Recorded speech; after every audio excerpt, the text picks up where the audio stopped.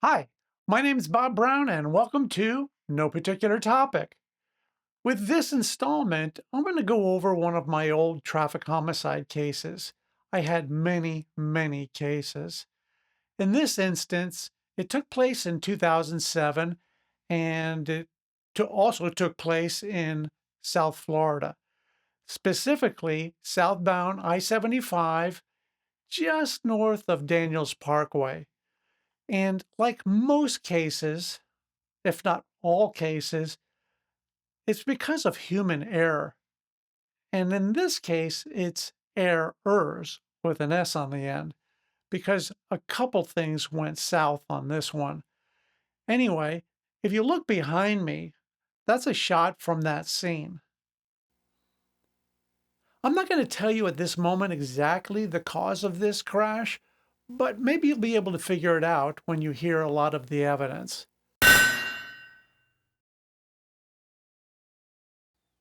In this instance, I was the lead investigator.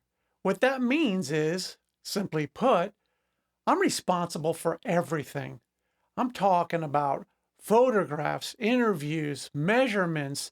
I got to go to the autopsies. I got to do all of the vehicle inspections. Sometimes I have help and sometimes I don't. In this case, I did have a lot of help, mostly because, well, when you see this, you'll know immediately why there was a lot of help available. Oh, and one other thing. As the lead investigator, you have to write the report and make charges if they apply. All right, here's the general scenario. This is not to scale. It's here to give you an overview of the layout and the general chain of events. The date was 2007, December 11th, around 5:12 a.m. Although this image doesn't show it here, it was pitch black. It was nighttime. Vehicle 1, as depicted as V1 on the image, was a flatbed tractor trailer with huge commercial scaffolding on it. I'll also refer to it as a catwalk. Vehicle 2 was a box truck loaded with crates of magazines. And Vehicle 3 was a large dump truck tractor trailer loaded full of sand.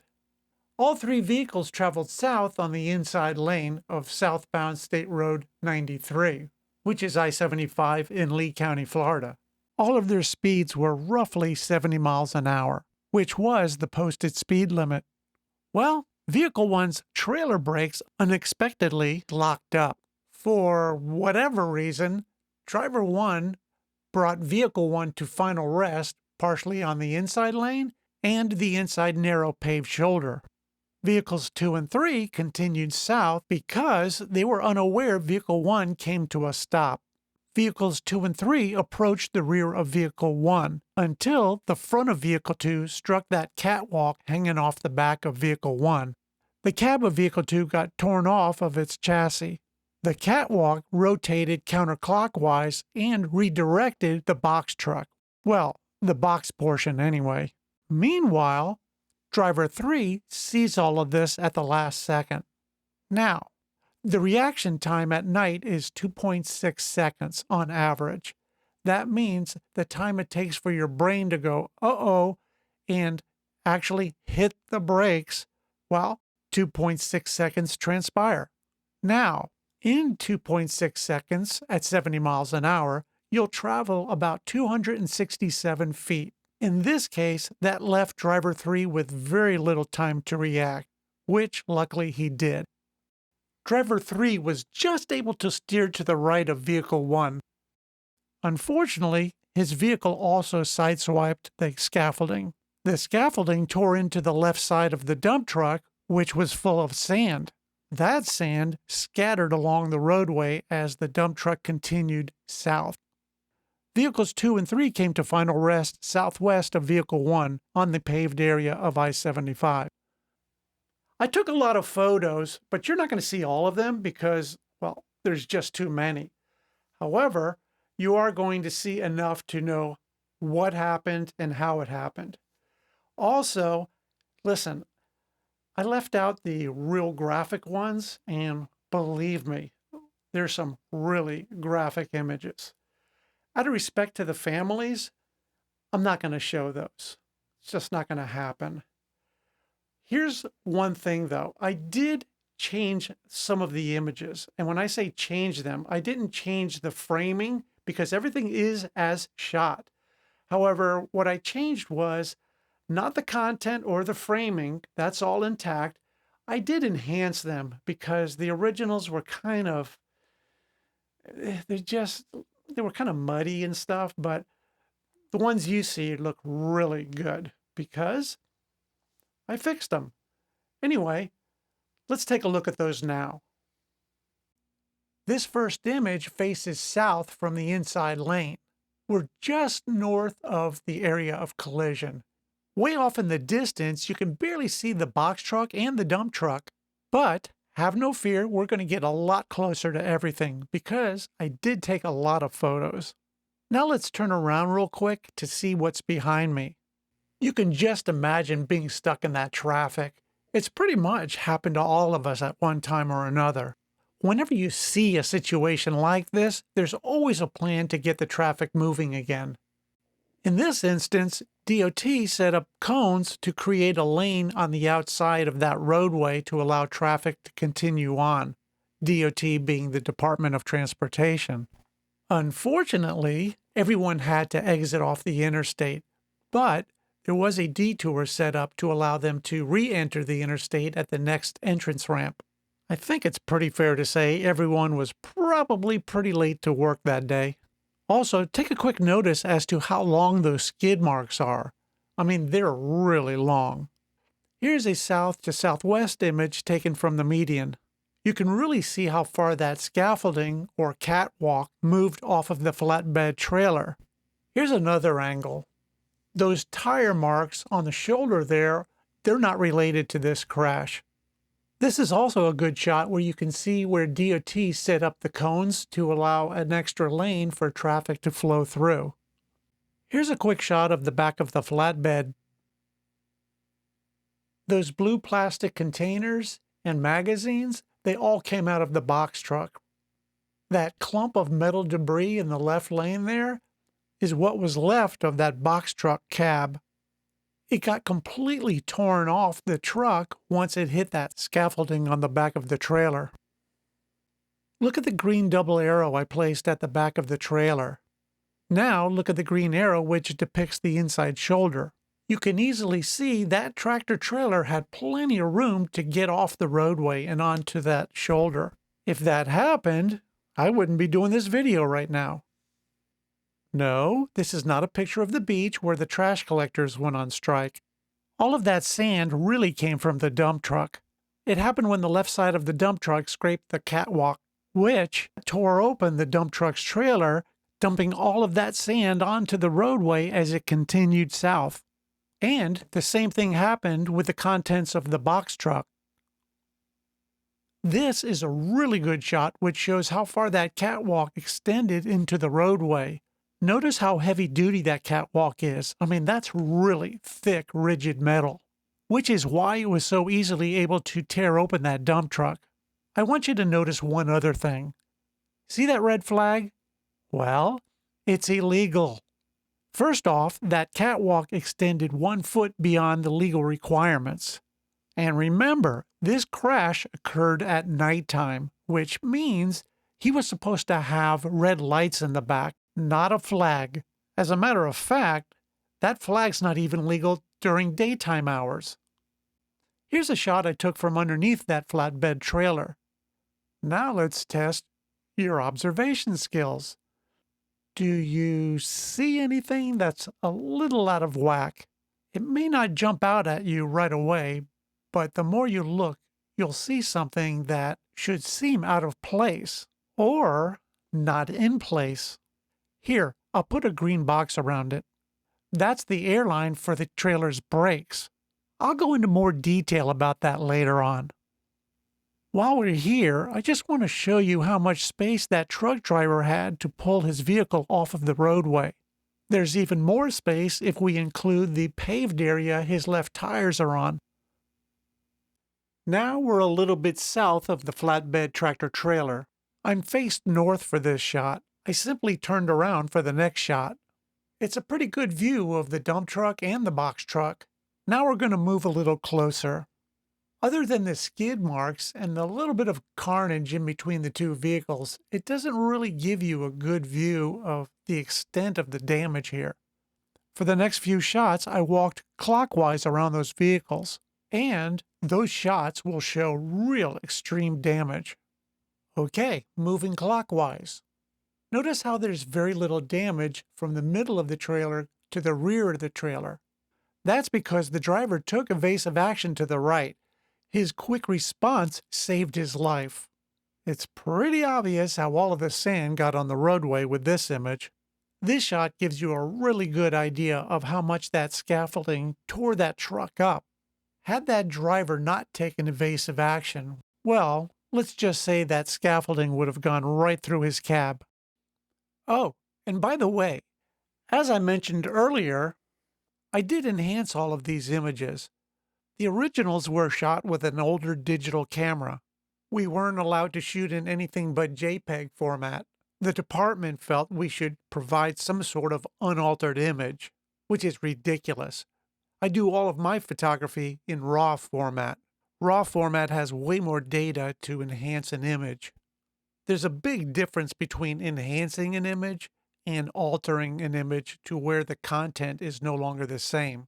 But the department felt otherwise, so JPEG it was. Right now, you're looking at one of the enhanced images, and here's the unaltered original. You can immediately see the difference. It's muddy and lacks detail, unlike the enhanced version. This is a really good view of what was left of that box truck. That big white hood you see there on the right, that belonged to the dump truck tractor. As you can see, there's pretty much nothing left of that box truck. Now we're back at the flatbed trailer. I stood on top of it and took the shot faced north. For this image, my back was to the rear of the trailer. That arrow shows what was left of the box truck cab. The scaffolding tore it right off of its frame. That female holding the camera worked for the medical examiner's office in Lee County. Unfortunately, that's the driver underneath that blue tarp. I blacked out part of it because, believe me, be glad I blacked it out. These next 4 or 5 pictures are going to kind of reveal the cause of this crash, but not so fast. Is it really the cause of this crash? I'm going to go over the reasons after you see these photographs, but it's not necessarily the elephant in the room. There's a lot that went wrong here. Let's look at those photos now. Here's an overview of the detached airline. You can see it's just hanging there. That's where it's supposed to go. Here's a close-up of the female side of the connector. Here's another angle. Just look at the condition of that thing. It should be shiny, smooth, lubricated, but that's not what we see here. And here's one more shot looking directly into that receptacle. Now let's look at the male hose connector. I mean, come on, are you kidding me? Look at that thing. It's a rust bucket. Does that thing look like it had any maintenance done in the last century? Now let's look at the top 4 things that really went wrong. It's not just the one thing you just saw. Number 1, the company and vehicle owner allowed that tractor trailer to leave its starting point with virtually no inspection. Number 2, the operator of that vehicle also failed to do any kind of inspection. Number 3, there was clearly no maintenance done to critical components. I only showed you the obvious ones, but there were more components that really suffered from neglect. And number 4, we talked about earlier, and that was the driver's failure to remove the tractor trailer from the roadway. If there were inspections and maintenance, this type of incident would never occur. At least not under these circumstances. Now let's go over the charges. Believe it or not, there's nothing criminal here. It's all civil infractions, which means essentially it's a fine. But because there was a death involved, there is mandatory court, and you can get hammered pretty bad in this instance. Now, there were 3 charges that I gave him, and essentially there's 3 types of charges. One is a infraction, like I just mentioned. The other is a misdemeanor, and the other is a felony. And there's variations of each. In this instance, again, it was civil infractions. Hey, I don't make the laws. So here's what I charged him with. Remember, everything was civil infractions. There was nothing criminal. Now, because there was a death involved, the penalties did enhance. I listed the charges in no particular order. The first one I listed here is 316.1945, stopping or standing in the roadway. In the case of this crash, this was in reference to the driver not removing his vehicle from the roadway, which was clearly a major contributing factor to this crash. My next charge was 316.215, which covers improper or unsafe equipment. And in this case, it's pretty obvious. The airline connectors were just in miserable shape. And number 3 was Florida State Statute 316.228, which talks about the requirements for lighting on extended loads. In our case, it was the scaffolding. I mean, let's face it, that red hanging flag was useless, especially at night. I think we can summarize all of this with one simple word: negligence. I did interview the driver of Vehicle 1, the at-fault driver, and, well, let's just say he wasn't the most educated guy on the planet. And the reason I mention that is because it kind of explains a lot of his poor decision making. And anyway, he did mention a few things, and one of them was there was never any inspections on that vehicle by the company.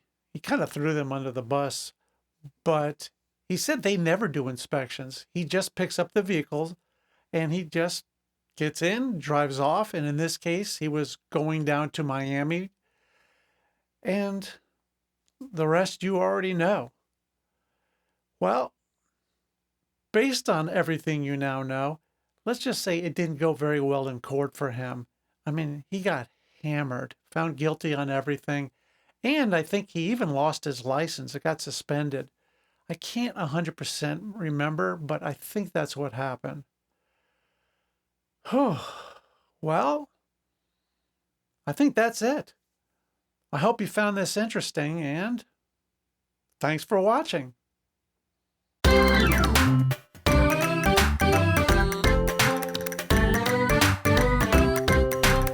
If interested, I do have another YouTube channel. It's called 8 and 35mm Restoration. On that channel, I posted a whole bunch of my old home movies. Some of them I shot in sound, and some were silent. Of the silent ones, I did add some music, voiceovers, and sound effects on some of them. I also have a whole bunch of tutorials on how to digitize and process 8mm movies, still photography slides, photographs, and negatives. If you're interested, I did put a link in the description below.